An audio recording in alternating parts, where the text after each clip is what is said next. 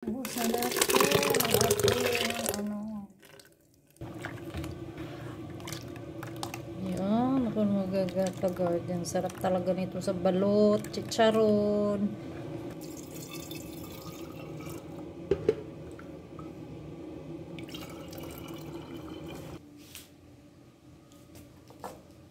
Pwede nyo na yung gawing pang regalo, pang negosyo.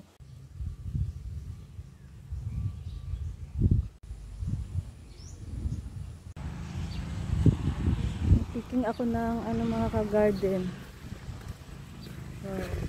Magpicking ako ng sili dito sa garden ng aming kapitbahay. Wow, yung kamatis. Yung sa akin ay wala pa. Nagpo-flower pa lang. Andun yung pato nila.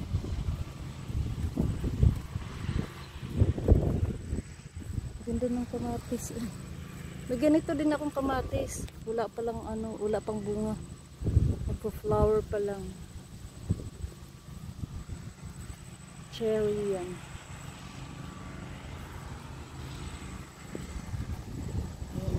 Ayan. So ito yung sili. Dito tayo pupunta. Yung sili. Taba ng ukurong. Kasi naglalagay po sila ng ipot ng manok.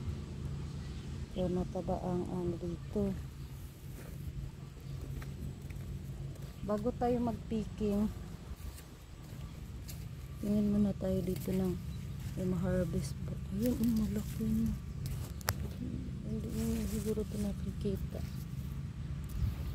Kukuha muna pala ako ng blotter net. Ay mamaya na. Kuha muna ako ng sili. Ganda ng gulpanan mga ka-garden. Look.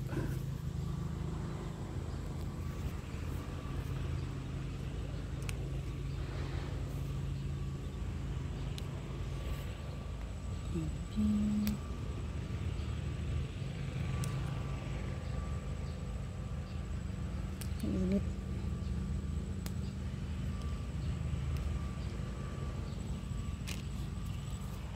Kukuha lang ako ng konti.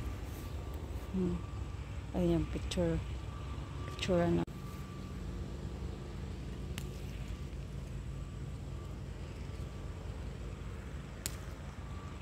Ganda ng kulay ng sili. Meron din ako ditong tanim. Mga wala pang bunga. Ito, matagal na ito eh.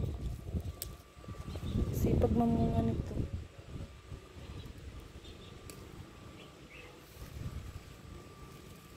Ayan.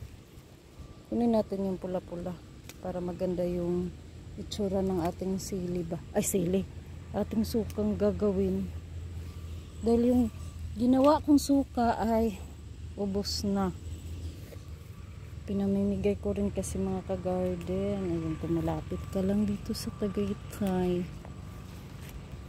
Kung nakagawi ka, pwede kang humingi sa akin ng suka.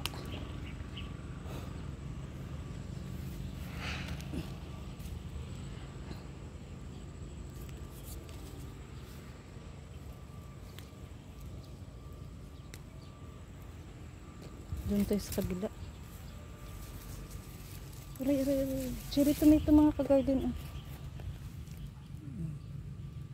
Cherry tomato. Pero hindi ako kukuha ng cherry tomato. Wala naman ako paggagamitan.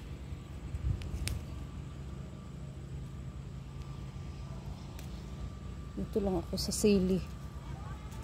Sili ng aming kapitbahay.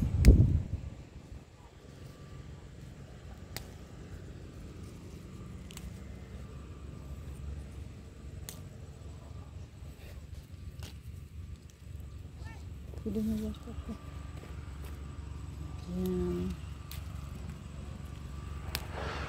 Tapos kuha tayo ng blotter net kasi ilalagay ko sa kanin ko. Ito ba?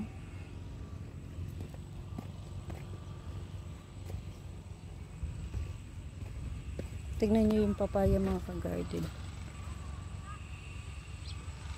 Meron pa yun dun. Ay, dito.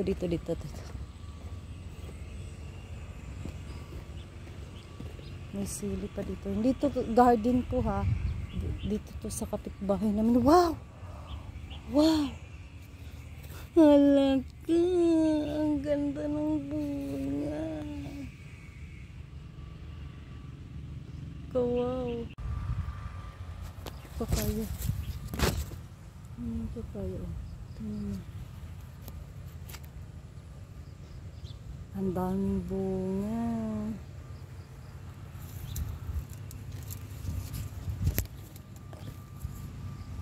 Nababa na siya. Ayan yung pato. Ang sarap mo gawing patutin. Ang sarap mo gawing patutin. Gawin natin patutin na mamaya may sumon ka na. Binaranggay ka na ng kapitbahay. Ito nga pala mga ka-garden yung ingredients ko. O yan, sili.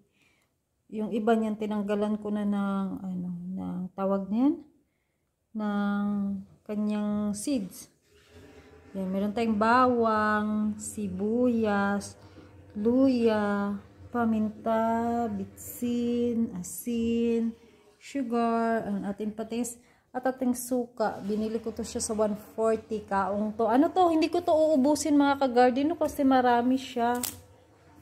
So, yung dahil naubos na yung suka ko at may nanghingi, kaya gumawa ako ulit. Ito mga ka-garden, pwede nyo din itong gawing pang negosyo. Try nyo lang. Try muna kayong gumawa. And then, ayan, pag makuha nyo na yung tamang lasa, go na mga ka-garden. Business nyo na, try nyo lang. At saka, ang maganda nito mga ka-garden, kasi ito, bine-blender ko talaga. Maganda siya pag i-blender mo kaysa ibabad mo lang siya. Pag bin-blender mo kasi, lumabas yung mga katas niya, yung kanyang aroma, tsaka yan ang nagpapasarap pag na kumatas na sila lahat. Syempre, lagyan natin ng sugar, pampasarap din yan. So, i-blender ko muna to mga ka-garden, no? Lagay ko na pala tong asin mga ka-garden para maano siya ba? Durog at siya ating asukal. Tapos lagyan natin tong patis at saka suka, konti lang.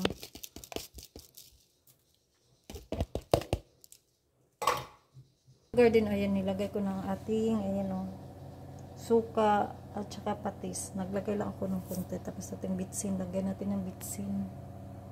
Tapos blender na natin to.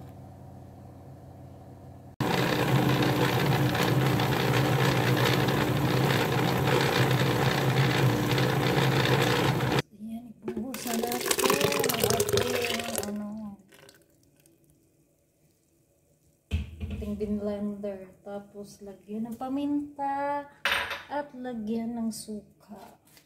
Parang kunti lang ito. Kailangan ko siya i-transfer.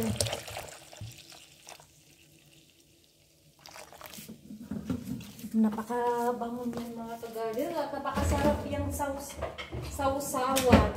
Ganyan gagawin nyo.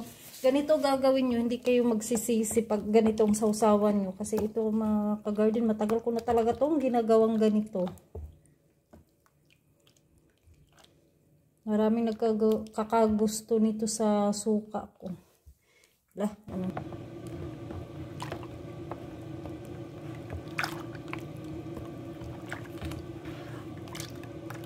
Yan, ako magagata-garden. Sarap talaga nito sa balot, chicharon, tapos prito-prito, lagyan, kaya paksiw, minsan inaano ko sa paksiw.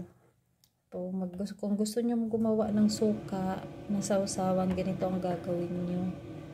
Pang blender nyo yung mga sangkap. Para lalong sumarap ang inyong suka.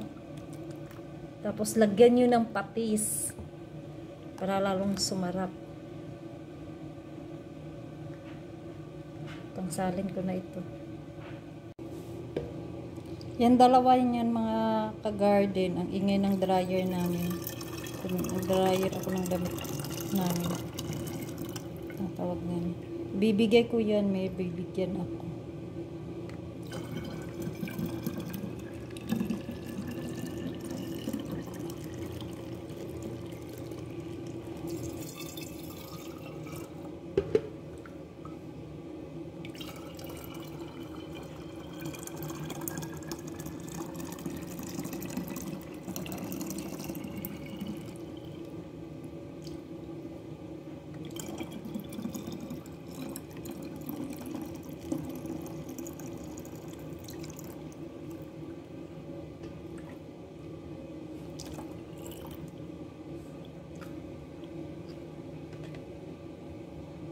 Ito na yung nagawa ko mga ka-garden. So, hindi ko alam kung ilang litro to. Hindi naubos yung 8 liters ko. Dahil kinapos na ako ng pagtimplahan ba. So, wala akong timba na pwede kong pagtimplahan. So, ito kasi ito pamigay ko to. Ito lang iwan ko sa akin. Mabot to ng 1 linggo to 1 month, lalo nang sumarap ito. Pwede nyo na yung gawing pang-regalo, pang-negosyo. Ako kasi, kadalasan talaga, pag gumagawa ako nito, ginagawa ko pang-regalo. Lalo na pag magdi-December na, gamit lang ako ng magandang bote na like nito, o kagaya nito. Kaya yung sa mga wine na yan na. So, yun lang mga ka-garden.